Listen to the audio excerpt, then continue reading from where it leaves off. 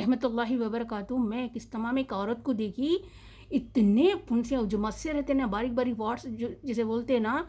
इतने हैं गर्दन पे, चेहरे पे, यहाँ भर के है। अब मैं पूरा इज्तिमा देख रही थी, मैं अरे इतना मतलब एक चेहरा एक वो दिखता ना देखने में, तो मैं इसको कैसा बोलूँ, कुछ सब बुरा मानेंगी वो समझ के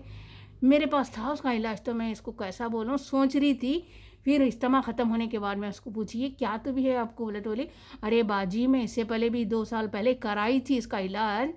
वो क्या बोलते सो डॉक्टर्स ने वो क्या लेज़र राइट रहता ना, उससे जला दिए थे पूरे, इतने 50-60 थे मेरे चेहरे पे, गर्दन पे, पेट पे,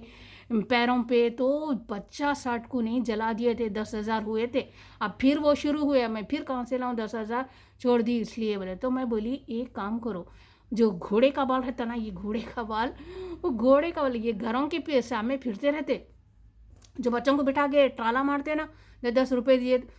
तो 10 रुपये दिए तो इतने बहुत से बाल दे देता, तो अपन को उतने बाल क्या करने, 1 बाल 2 बाल दिए तो भी बस है, 10 रुपये दिए तो उनको दे देता वो बाल। तो वो बाल ले लेके बांध देना है जहाँ जहाँ भी है ना ये मस्से गट, ये गर्दन पे तो बहुत बुरे दिखते, अपन को बारीक चेन मंगलसूत्र कुछ पहने ना तो ऐसा होता, कहते मुझे तो नहीं मालूम, मेरे और 2-3 बहनों को भी थे, तो इसलिए उनका इलाज हुआ तो ही मैं इनको बताई। तो फिर उन बहुत बहुत तकलीफ़ होती कहते, वो उसको लगते रहता कहते, हलता वो बहुत तकलीफ़ होती कहते, चेन गले में मंगलसूत्र कुछ भी पहने तो उनको भी वैसी तकलीफ़ तो है, हालांकि कुछ नहीं करते वो, मगर देखने में भी बुरे दिखते, लेकिन कुछ पहने करे तो वो होता सब बहुत तकलीफ़ होती। तो फिर मैं उनको बोली घोड़े का बांध बांध के अन्नी से उसको जड़ से है ना, वो घोड़े का बाल जड़ से बांध देना। तो जड़ से है ना वो घोड़े के बाल को आधा आधा बाल ले लो, इतना लंबा रहता उसका बाल, आधा आधा लिए तो भी बस है, तो लेके उसको जड़ से बांध देना, अंदर से घट बांध के छोड़ दो, जहाँ जहाँ भी है गर्दन पे वगैरह। अपन नहीं बांध सकते तो दूसरों को बोलो, अपन तो नहीं बांध ले सकते, जिसको है ना उन्होंने नहीं बांध सकते, दूसरे ही बांधे तो अच्छा रहता, और अपने को इतनी हिम्मत भी नहीं रहती अंदर से खच के बांधे, दूसरे ही बांध सकते, तो दूसरे ही नहीं ले लेके गर्दन कने जहाँ भी है हाथों पे पैरों पे घट बांध के छोड़ दो, रात में बांध दो सो जाओ, सुबह तक झड़ जाता, या फिर दूसरे दिन या तीसरे दिन तो झड़ता ही झड़ता हो, फिर अंदर से झड़ जाता हो, जहाँ पर भी गर्दन वगैरह है ना अंदर से झड़ जाता। और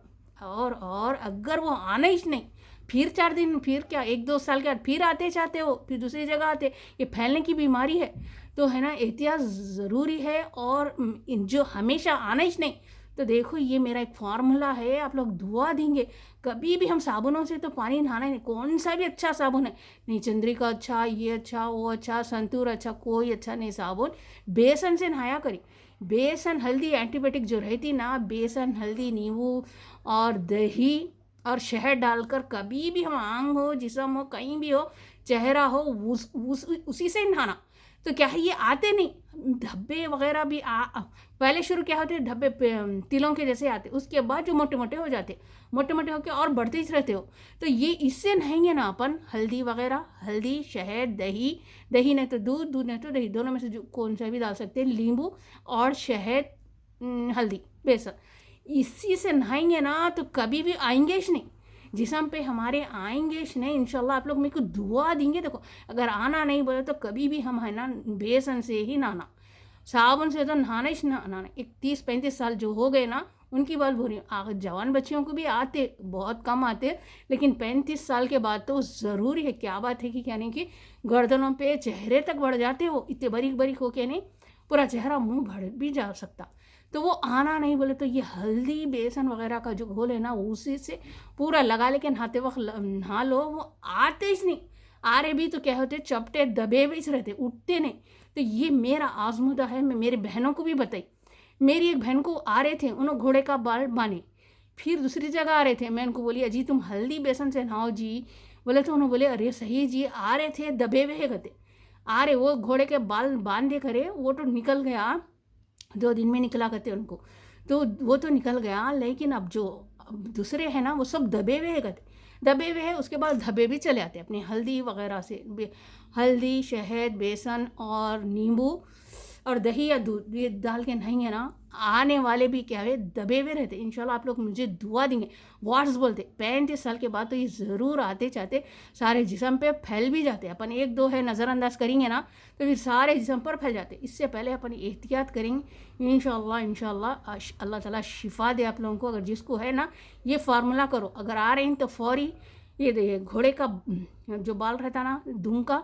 वो धूम का बाल बांधो, वो झड़ जाते, 1-2 दिन में झड़ जाते। फिर आना नहीं बोले तो बेसन वसन से स्नाना कभी भी अपन, तो इंशाल्लाह कभी भी नहीं आते। आप लोग मुझे दुआ देंगे। देखो मैंने 2 बहनों को बताया, एक तो इस्लामा वाले, एक तो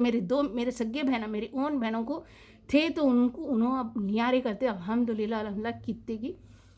बाहर देखे हम लोग करके भी तो नहीं, नियारे साफ़ है जी बोल रहे। तो चलो अच्छा है ना, शफ़ा हो गए तो अच्छा है। तो जिसको भी है तो आप लोग भी बता दीजिए दूसरों को। इंशाल्लाह सवाब जारिया छूँगा इंशाल्लाह। अस्सलाम वालेकुम।